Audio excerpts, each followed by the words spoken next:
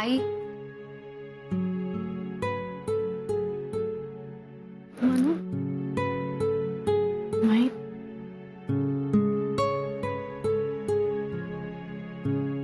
तुम्ही अजिबात काळजी करू नका. कर्नल साहेब चुकीचे वागूच शकणार नाही.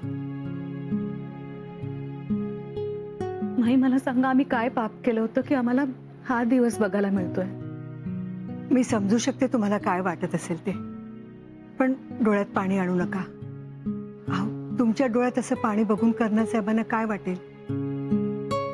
नाही, खरं सांगू का, मला खरंच कळत नाही आता काय करायचं ते. मला काहीच सुचत नाही.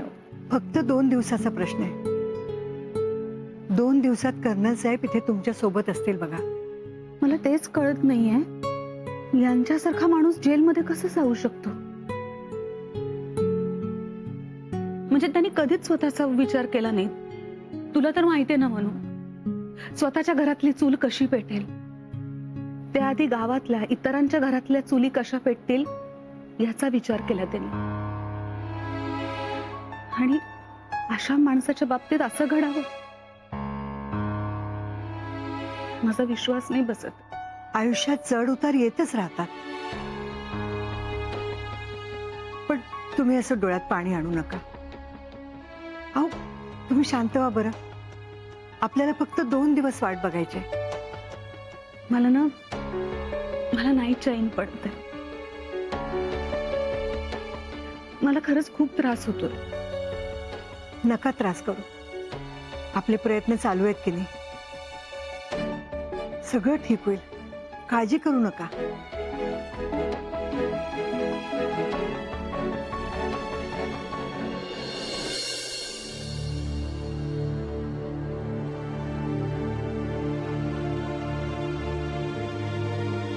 राजवीर, तुम्ही उभे का आहात? बसा ना. माई कुठे? आईशी बोलतायत. काय झालं, तुम्हाला लेट होतोय का? नाही. ऑल्सो सॉरी, मी तुम्हाला पाणी पण नाही विचारलं. मी नकोय आणते. मला बनवा. मग मी कॉफी करू नकोय. का? का म्हणजे नकोय, मला इच्छा नाही माझी. राजवीर, तुम्ही प्लीज चिडचिड नका ना करू. आता चिडचिड करण्यासारखं काय? नकोय मला कॉफी तर नकोय. फोर्स का करताय तुम्ही? बरं ठीक आहे, मग ऍटलीस्ट बसा तरी. नाही ठीक आहे. महिना यायला वेळ लागेल, ती आईशी बोलतायत. मी इथे उभं राहिलो तर काही प्रॉब्लेम आहे का मनवा? बरं ठीक आहे, मी काही खायला करू का तुमच्यासाठी? तुम्ही आज ब्रेकफास्ट पण नाही केला ना सकाळी?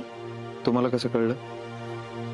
मग अशी रूम मध्ये जाताना माई म्हणाल्या, तुम्ही काल रात्री पण नीट जेवला नाही, आज सकाळी ब्रेकफास्ट नाही केलाय. मी पटकन काहीतरी खायला करते ना तुमच्यासाठी. काही गरज नाही. का काय झालंय राजवीर? ज्या घरात मला गुन्हेगार समजतात त्या घरचं पाणी सुद्धा नकोय मला.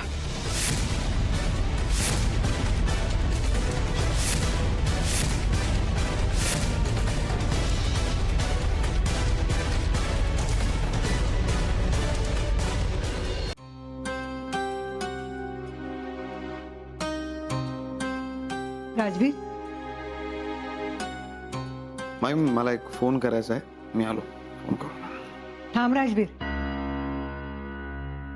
एक महत्वाचा फोन आहे. आलो ना, फोन करतो आणि मग बोलतो. नाही, मला आत्ताच बोलायचंय तुझ्याशी आणि तुला ऐकावंच लागेल.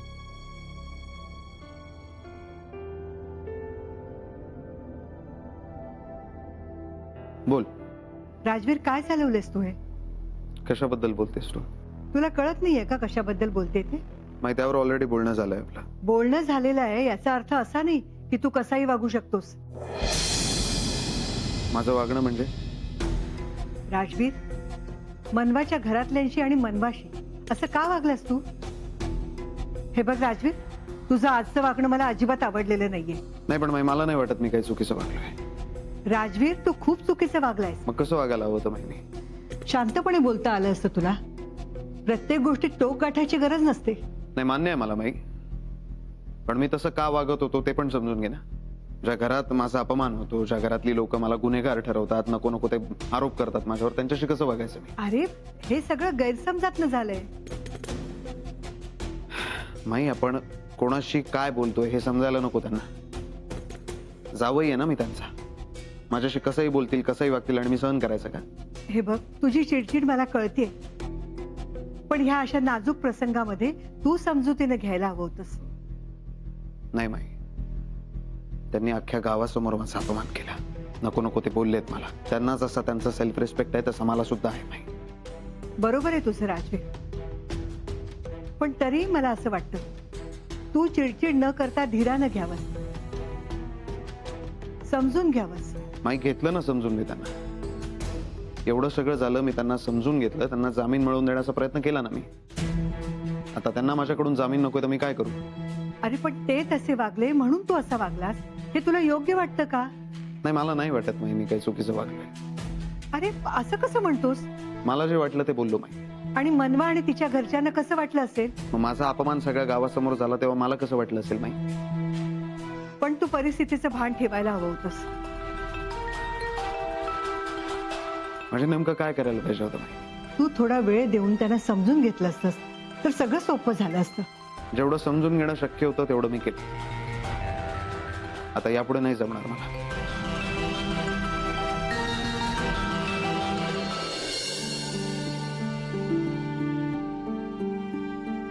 काय झालं मन्या? फोनच लागत नाहीये. अगं परत ट्राय कर ना. नाही नको, मी थोड्या वेळाने करते. म्हणून मला असं खूप वाटतंय ग, तू इथे थांबणं योग्य नाहीये. का? असं का बोलतेस तू? मन्या, राजवीर वाट बघत असतील तुझी. अगं हो, म्हणूनच मी त्यांना कॉल ट्राय करत होते. पण मला सांग, तू फोनवर किती बोलणार बाळा? म्हणजे म्हणून बाबांच्या बोलण्याने राजवीर दुखावले असतील ना. हो, म्हणून मी म्हणते तू जा घरी, भेट राजवीरना, बोल त्यांच्याशी निवांत. आई असं काय बोलते? तुला एकटीला सोडून कशी जाईन मी? म्हणून त्यांच्याशी बोलणं जास्त महत्वाचं आहे ग. हो, पण म्हणून मी तुला एकटीला सोडून नाही जाऊ शकत. हे बघ, तू माझी नको काळजी करू. इथे नितीश आहे ना माझ्या बरोबर, आणि मला जर का काही वाटलं ना तर तुला फोन करून बोलवून घेईन. बस.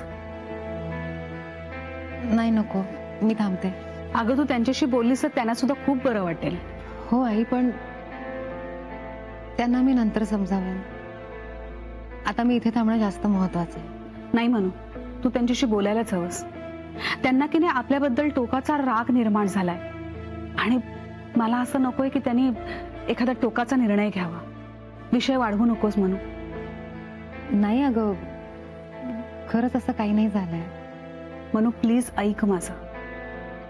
आपले बाबा खूप बोललेत त्यांना. खर तर ते आपले जावई आहेत, आणि आपण पाहुणचार करायचा सोडून त्यांचा अपमान केलाय. इथे चूक झाली आपली. तरी सुद्धा ते काही बोलले नाहीत. त्यांनी त्यांचं कर्तव्यच केलंय. मग तू सुद्धा बायकोचं कर्तव्य कर, त्यांच्या बरोबर राहा. ऐक माझं म्हणू. म्हणून मी म्हणते म्हणू, तू घरी जा, त्यांच्याशी बोल, नाहीतर वाद वाढतील. येतंय का लक्षात? ठीक आहे, मी थोड्या वेळात निघते.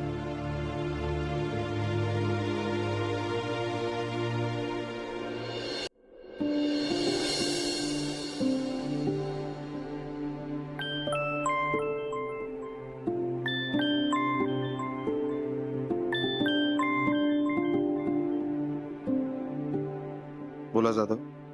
साहेब, 2 मिनिटं बोलू शकतो का मी तुमच्याशी? लवकर बोला. नाही, या सगळ्यात आपली जरा अडचण वाढली आहे. काय झालं? गावात कुजबूज सुरू झाली. कसली? आणि गावातले सगळे म्हणतात की कर्नल साहेब एवढा भला माणूस आहे, ते असं करणारच नाहीत. मग खरंच आहे ना, कर्नल साहेब खरंच भला माणूस आहे. त्यांनी गावासाठी खूप केलंय. तुला दिलेले पैसे कमी वाटताय का? नाही साहेब, पैशाचा प्रश्नच नाही, पण कर्नल साहेब खरंच खूप चांगले आहेत. उद्या गावात खरं काय ते कळलं तर माझं गावात राहणं मुश्किल होऊन जाईल. मस्ती आली का तुला? नाही साहेब, चिडू नका, पण गावात चर्चा ऐकली म्हणून तुम्हाला फोन केला. बोलणारे बोलतील, त्यांच्याकडे लक्ष देऊ नको. सांगितलं तेवढं काम कर, बाकी मी हँडल करेन. साहेब माफ करा, लहान तोंडी मोठा घास घेतोय, पण मला वाटतं तुम्ही या सगळ्याचा पुन्हा विचार करावा. जाधव, तू शिकवणार आता मला? नाही नाही साहेब, हे बघ, हे जाधव, तुला सांगितलं तेवढं काम करायचं, नाही तर तुला अडकवेन चोरीच्या आरोपाखाली. नाही नाही साहेब, पण गावकरी. तू त्याचं टेन्शन घेऊ नको, फक्त सांगितलं तेवढं काम कर. साहेब पण तुला हे काम जमणार आहे की नाही जाधव? साहेब तसं नाही, पण मग कसं आहे? साहेब तसं नाही, गाव छोटे आहे, सगळ्या बातम्या लगेच पसरतात. गावातल्या एकाला जरी कळलं ना तरी सगळ्यांना कळेल आणि मोठी अडचण होईल. जाधव, तुला शेवटचं सांगतोय, सांगितलं तेवढं काम कर, स्वतःचं डोकं लावू नको, बाकी सगळ्या गोष्टी मी बघेन. ठीक आहे साहेब.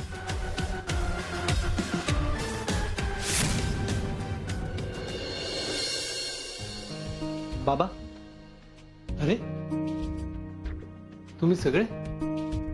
बाबा, या सगळ्यांना तुम्हाला भेटायचंय. साहेब, माफ करा मला. जेव्हा घेऊन जात होते ना तुम्हाला, त्यावेळी आम्ही काहीच बोलू शकलो नाही.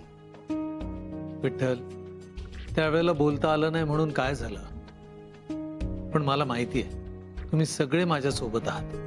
हो कर्नल साहेब, आम्ही तुमच्या सोबत आहोत आणि कायम राहणार. बरं झालं तुम्ही आलात.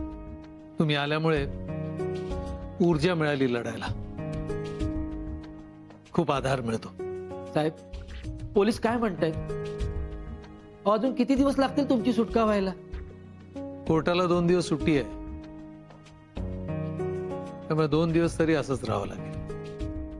साहेब, लहान तोंडी मोठा घास घेतोय, पण एक बोलू का? बोल ना. खरं तर ही तुमच्या घरची गोष्ट आहे, पण आम्हासने असं वाटतंय की तुम्ही मोहिते पाटलांवरती आरोप करायला नको होते. साहेब, जावई आहेत ते तुमचे. हो, तुमच्यासारख्या मोठ्या माणसानं आपल्याच जावयाचा असा सगळ्या गावासमोर अपमान करणं बरं दिसत नाही. हो साहेब, तुम्ही बोलून बघा ना त्यांच्याशी. जे काही गैरसमज असेल ते मिटवून टाका. संजय, मी जे काय बोललो ना ते गैरसमजातनं बोललेलो नाहीये. मी माझ्या मतांवर ठाम आहे. हो, पण मोहिते पाटील देवीच्या मंदिराचे मुख्य ट्रस्टी आहेत.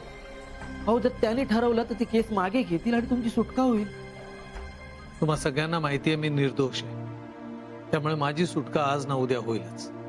माझी सुटका लवकर व्हावी म्हणून मी राजवीर मोहिते पाटलांची माफी मागणार नाही. नितीश भाऊ, अरे तू तरी समजव कर्नल साहेबांना. नाही, मी माझं मत बदलणार नाही.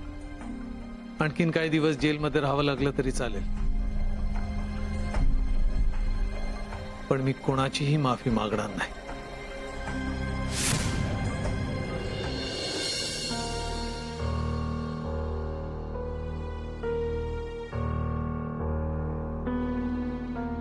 काय ग माई, अशी का बसलीस? काय झालं? काही नाही. म्हणजे आता तू देखील सांगणार नाहीस आम्हाला काय झालं? अरे आहे जरा टेन्शन. मग ह्या वयात तू टेन्शन घेत जाऊ नकोस ग, मला काळजी वाटते. पण कसलं टेन्शन आलंय तुला? अरे टेन्शन तर आहेच, पण काळजी सुद्धा वाटते. अगं, कोणाची काळजी वाटते माई? मनवाची आणि तिच्या आईची. हा हा, म्हणून तू अशी उदास बसलीस? जाऊन भेटून आले त्यांना, खचून गेले सगळे. माई, तू काळजी करू नकोस.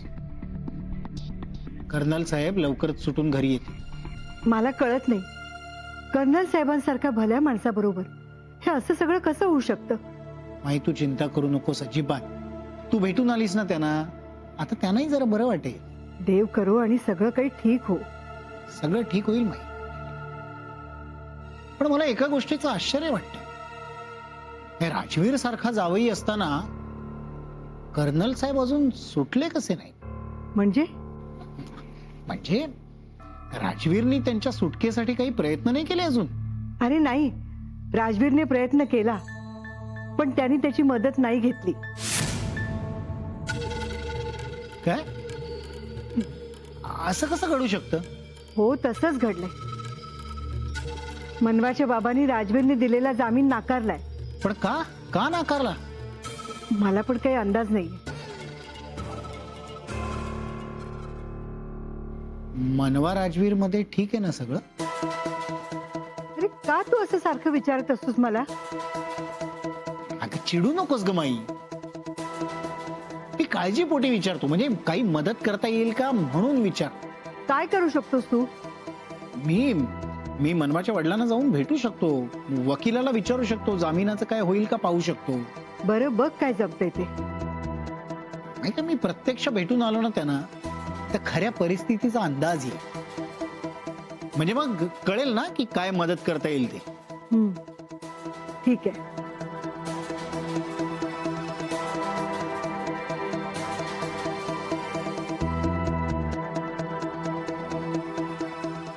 राजवीरने जामिनासाठी प्रयत्न करूनही कर्नल साहेबांनी जामीन का बरं नाकारला असेल? नक्कीच काहीतरी गोंधळ आहे. मला प्रत्यक्ष भेटूनच काय ते कळेल.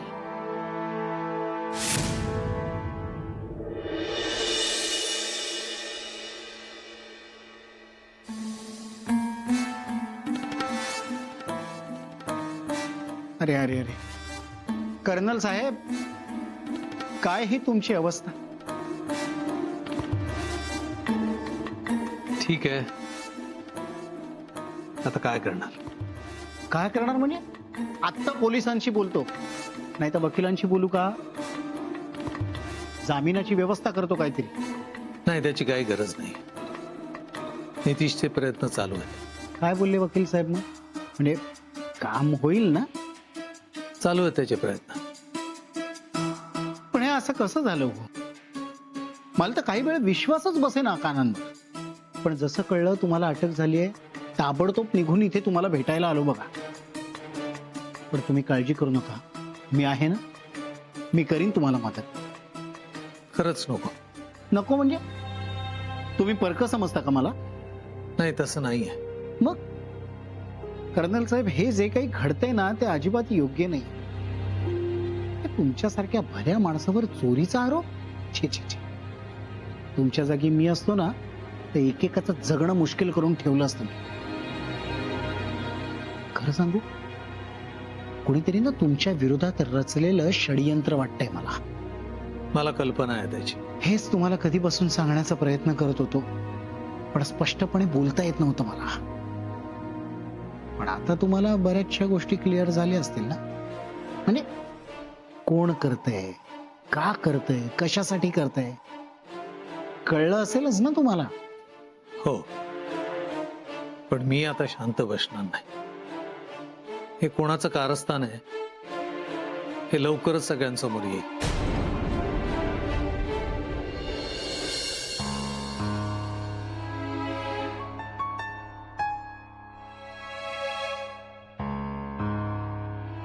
तुम्ही इथे? हो. इथे कशा काय? तुमच्यासाठी.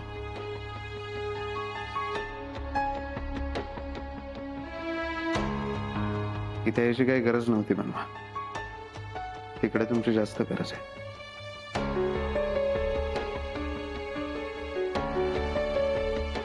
तुम्ही असे अचानक चिडून निघून आलात तिथून. मला नाही राहावलं म्हणून मी आले. नाही, तुम्ही आला नसतात तरी चालवून घेतलं असतं मी. तुम्ही असे निघून आलात, आम्हाला खूप काळजी वाटत होती. आईने पण खूप टेन्शन घेतलं, मग तीच म्हणाली जा म्हणून. आईंनी सांगितलं आणि तुम्ही ऐकलं सुद्धा. हो कशा आहे ताई आता? ठीक आहे, पण तिला खूप त्रास होतो या सगळ्याचा. आणि तुम्ही असे अचानक निघून आलात, मला खरंच खूप वाईट वाटलं. कसे चिडून निघून गेलात तुम्ही राजवीर. मी निघून गेलो तर ठीक आहे, पण तुम्ही कशाला आलात? तुमची गरज आता तिकडे जास्त आहे म्हणवा. आणि मी निघून आलो किंवा चिडलो ते माझं ओपिनियन आहे. त्याने तुम्हाला काय एवढा त्रास होतोय? असं कसं बोलताय तुम्ही राजवीर? समजा माझ्या जागी तुम्ही असता आणि मी असं काही बोलले असते तर तुम्ही काय केलं असतं? म्हणून माझा तुमच्यावर राग नाहीये, पण माझ्या घरच्यांवर आहे ना.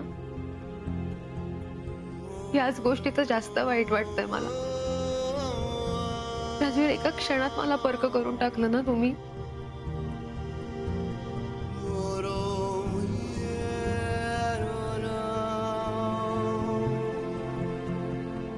असा विचार तरी कसा केला तुम्ही?